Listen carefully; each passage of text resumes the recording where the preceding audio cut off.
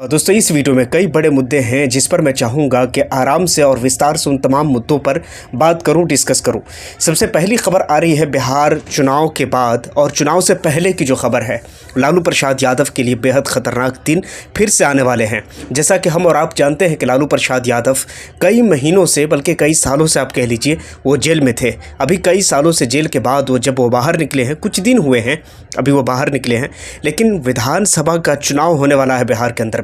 और आपको मालूम है कि बिहार के अंदर दो ऐसी पार्टी है जिसको मुख्य रूप से बिहार की मानी जानी और बहुत दबंग पार्टी बोली जाती है और मानी जाती है। उनके जो चाहने वाले हैं वो बहुत अच्छे खासे तादाद में हैं, इसलिए उन दो पार्टियों को बहुत ज़्यादा महत्व दिया जाता है बिहार के अंदर में। एक तो आरजेडी है और एक जेडीयू है। ये दो है। लालू प्रसाद यादव के ऊपर, उनके बेटे तेजस्वी के ऊपर, उनकी वाइफ, उन तीन लोगों के ऊपर अब फिर से दोबारा IRCTC का स्कैम जैसे बड़े फ्रॉड वाले मुद्दों को लेकर के अब उन पर मुकदमा चलाया जा रहा है। कोर्ट के अंदर पेशी होनी है। इन तमाम लोगों के ऊपर जो मुकदमा है वो IPC 420 और 120 के अलावा और कई अन्य धारा हैं जिसके तहत इस पर कोर्ट के अंदर मुकदमा चलाया जाएगा। लेकिन चिंता की बात यह है दोस्तों कि ये सब कुछ चुनाव से पहले हो रहा है।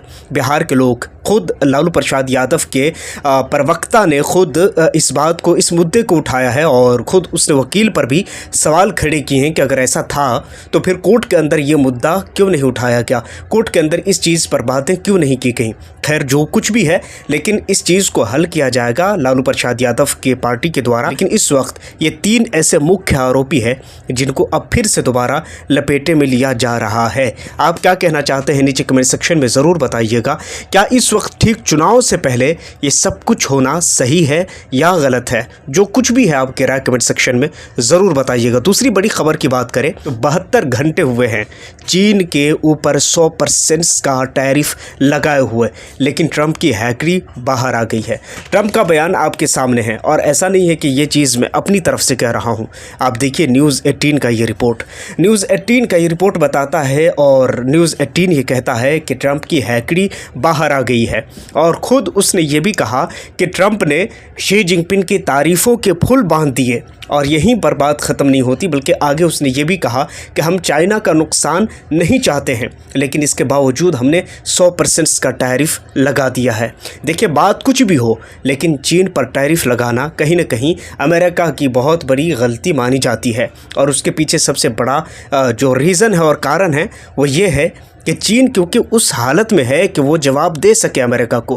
क्योंकि चीन, आप जानते हैं हमारे यहाँ गूगल है, अगर गूगल का जीमेल बंद कर दिया जाए, गूगल हटा लिया जाए तो शायद पूरे मैं समझता हूँ हमारे देश में, मार्केट में हाहाकार मच जाएगा। और ये क्यों, बताने की ज़रूरत भी नहीं है। आप सिर्फ इतना समझ लीजिए कि आप जिस बैंक अकाउंट को प्रमोट करते हैं और आप जिस बैंक अकाउंट को यूज़ करते हैं वो भी गूगल से लिंक होता है। इसलिए आप समझ लीजिए कि जिस दिन गूगल गया उस दिन कितना बड़ा हल्ला और हंगामा होगा, इसका तो कभी आपने सोचा भी नहीं होगा। लेकिन चाइना के अंदर आप देखेंगे तो बहुत सारी चीज़ ऐसी है, अगर पूरी दुनिया से कट आउट भी हो जाए फिर भी चाइना सरवाइव करने की हालत में है। और शायद यही बड़ी वजह है कि चाइना लगातार अमेरिका को जवाब दे रहा है।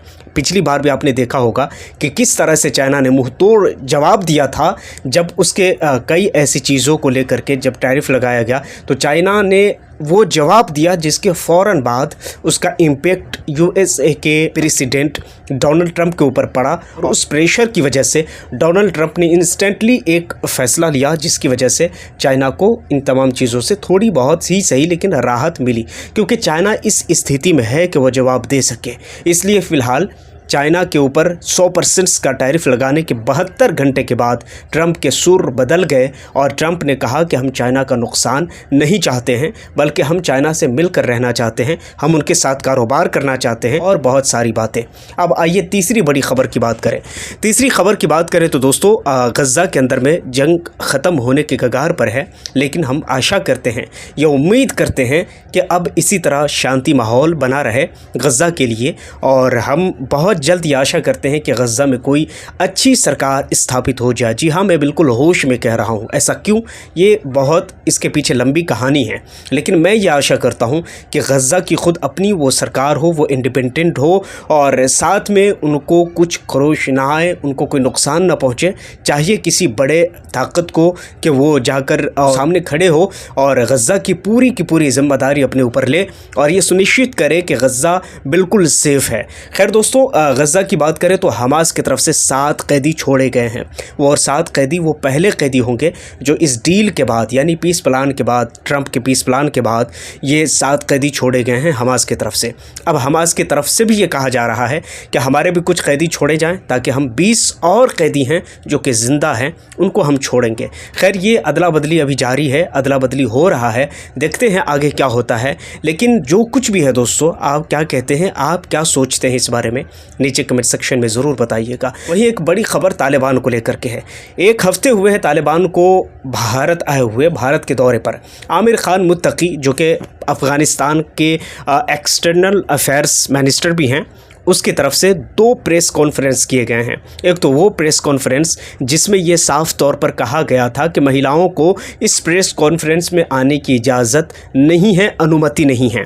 फिर उसके बाद जब पूरे देश के अंदर में क्रिटिसाइज़ होने लगा, जब पूरे देश के अंदर आवाज़ उठने लगी, जब सरकार पर सवाल खड़े किए जाने लगे, और देखिए सरकार पर सवाल खड़े विपक्षी दलों के द्वारा किया गया और उसके पीछे सिंपल सा रीज़न ये है क्योंकि सरकार में रहते हुए यूपी के मुख्यमंत्री योगी आदित्यनाथ ने जिस तरह का बयान दिया था, उस बयान को भी अगर आप सामने रखते हैं तो कहीं ना कहीं आपको अच्छे से ये समझ में आएगा कि योगी आदित्यनाथ ने किस तरह से पलटवार किया था एक वक्त में। अगर हमारे देश के पड़ोसियों से अगर कोई मेलजोल अगर रखा जाता है तो शायद मैं इसको गलत नहीं कहता, लेकिन हाँ कुछ ऐसी चीज़ें हैं, कुछ कंडीशंस हैं जिसमें ये ख़राब या अच्छा हो सकता है। जब पूरे देश के अंदर क्रिटिसाइज़ होने लगा, फिर उसके बाद तालिबान के मंत्री को फिर से आकर महिलाओं को फिर स्पेशली उसको इंटरव्यू देना पड़ा, उसको प्रेस कॉन्फ्रेंस करनी पड़ी फिर से दोबारा, और उस प्रेस कॉन्फ्रेंस की एक छोटी सी झलकी आपके मोबाइल स्क्रीन पर है। हालांकि इस फ़ोटो को शेयर करते हुए कई यूज़र पूछ रहे हैं कि इस्लाम में क्या गैर औरत को देखना हराम है, तो मैं उन बंधुओं के लिए मैं ये क्लियर करता चलूँ कि जी बिल्कुल, इस्लाम के अंदर में गैर औरतों को देखना हराम ही माना जाता है। अफ़गानिस्तान के एक्सटर्नल अफेयर और जो कि अफ़गानिस्तान के विदेश मंत्री है, उसको फिर से दोबारा प्रेस कॉन्फ्रेंस करना पड़ा और फिर से दोबारा आपको स्पेशली महिलाओं को उसे इंटरव्यू देना पड़ा। खैर आप क्या सोचते हैं इस बारे में, नीचे कमेंट सेक्शन आपके लिए खुला है, आप नीचे कमेंट सेक्शन में जाइए और ज़रूर अपनी राय ज़रूर दीजिए। और हाँ, पहली बार अगर चैनल पर आए हैं तो चैनल को ज़रूर सब्सक्राइब कर लीजिए, बेल आइकन को प्रेस कर लीजिए। अपना बहुत सारा ढेर सारा ख्याल करिए। मिलता हूँ किसी और वीडियो टॉपिक के साथ, जब तक के लिए थैंक यू फॉर